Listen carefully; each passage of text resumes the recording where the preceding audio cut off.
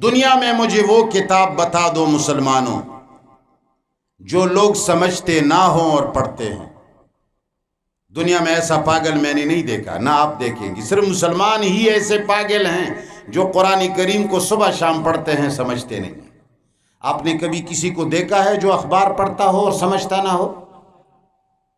ہے ایک آدمی بتاؤ جو ہر صبح جاتا ہے کسی ہوٹل پہ اور ایک لفظ بھی وہ اخبار کو نہیں سمجھتا اور وہ پورا دن اخبار کو پڑھتا ہے کوئی ایسا؟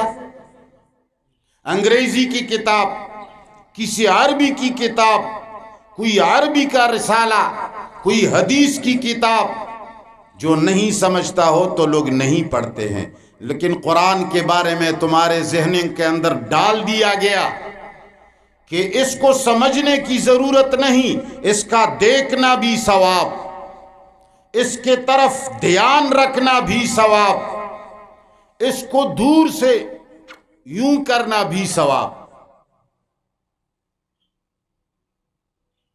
اگر بغیر شادی کے بیٹے بچے پیدا ہوتے تو ہم لوگ اتنے جھنجٹ میں اپنے آپ کو پھنسا لیتے۔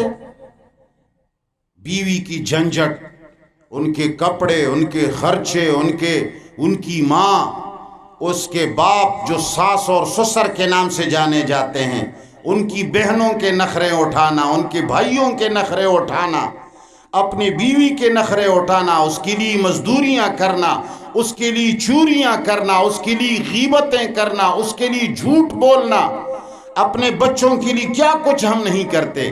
اگر دور سے یوں ہو جانے سے ایک دو بچے پیدا ہوتے تو کیا ضرورت تھی؟ مگر ہمیں سمجھایا گیا کہ دور سے بھی کام چل جاتا ہے۔ ہمارے خیبر پختونخوا میں اب ڈیجیٹل اسلام کی طرف لوگ جا رہے ہیں۔ ڈیجیٹل اسلام، قرآن کریم کے اوپر انگلی یوں کرو، یوں بسم اللہ الرحمن الرحیم، بسم اللہ الرحمن الرحیم، بسم اللہ الرحمن الرحیم، بسم اللہ الرحمن الرحیم۔ رمضان میں عورتیں اور بوڑھے لوگ بیٹھے ہوتے ہیں جنہوں نے قرآن نہیں پڑھا ناظرتاً بھی، تو وہ یوں ہر لکیر پر ہاتھ پھیرتے ہیں اور بسم اللہ بولتے ہیں۔ اگر کسی کا وضو نہ ہو تو دور سے یوں کرے، اس سے بھی ثواب ملتا ہے۔ اب جو مولوی کہے گا کہ بھئی ان چیزوں سے ثواب نہیں ملتا تو وہ لوگوں کا دشمن بن جاتا ہے، اس لیے کہ وہ حقیقت کی طرف لوگوں کو بلاتا ہے۔ تو مشرکین مکہ سے پروردگار عالم نے مطالبہ فرمایا افلا یتدبرون القرآن، یہ قرآن کریم کے اندر غور کیوں نہیں کرتے؟ اگر یہ لوگ غور کرتے تو جان جاتے کہ کس کی کتاب ہے۔ اے مسلمان، آج تو بھی غور کرنے کا قابل نہیں، کفار سے غور کرنا تو دور کی بات۔ تو میں نے آپ سے کہا کہ یہود اور نصارہ تدبر والے لوگ ہیں، وہ 24 گھنٹے غور کرتے ہیں۔ یہودیت ہم کیسے آگے لے جائیں گے؟ نصرانیت اور عیسائیت ہم کیسے آگے لے جائیں گے؟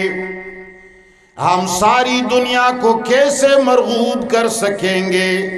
ہم اپنی وہ کتاب جس کے اندر ہزاروں قسم کی تحریفات ہوئے ہیں، انجیل، ہم کیسے لوگوں سے منوا لیں گے؟ وہ 24 گھنٹے تدبر کرتے ہیں۔ ہم ممالک کو کیسے فتح کر لیں گے؟ ہم عراق کو کیسے پکڑ لیں گے؟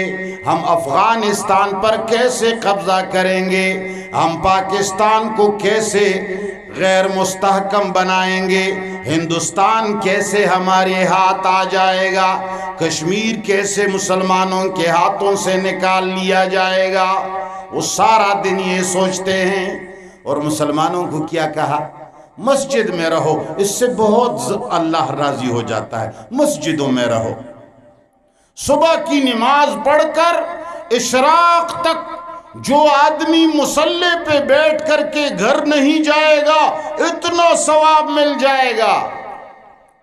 اور پھر اشراق کے بعد زوال تک بیٹھنے سے اتنا ثواب ملے گا. پھر یہ تجارت تمہارا باپ کرے گا، یہ نفقہ تمہارا باپ لائے گا، یہ جہاد تمہارا باپ کرے گا، یہ ملکوں کو تمہارا دادا فتح کر لے گا. مسلمانوں کو مسجدوں میں دھکیلا جا رہا ہے.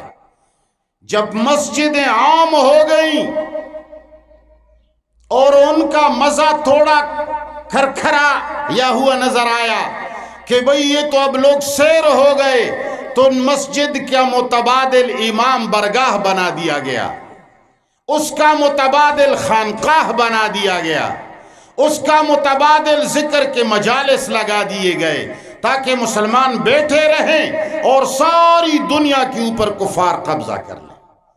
مسلمان تدبر کے لیے نہیں پیدا ہوا، مسلمان صرف عبادت کے لیے پیدا ہوا. اللہ نے فرمایا تھا تدبر بھی سب سے بڑی عبادت ہے، مگر مسلمانوں میں تدبر کا مادہ ہی نہیں رہا. مسلمان نوافل کے مشین بن گئے، مسلمان روزوں کے مشین بن گئے، مسلمان ذکر و اذکار کے نام پر تسابیح پڑھنے کے مشین بن گئے. چائنا نے اس کے لیے الگ قسم کی چیزیں بنا دیں. آج کل اوباش قسم کے عورتوں کے ہاتھوں میں بھی وہ چیز ہوتی ہے.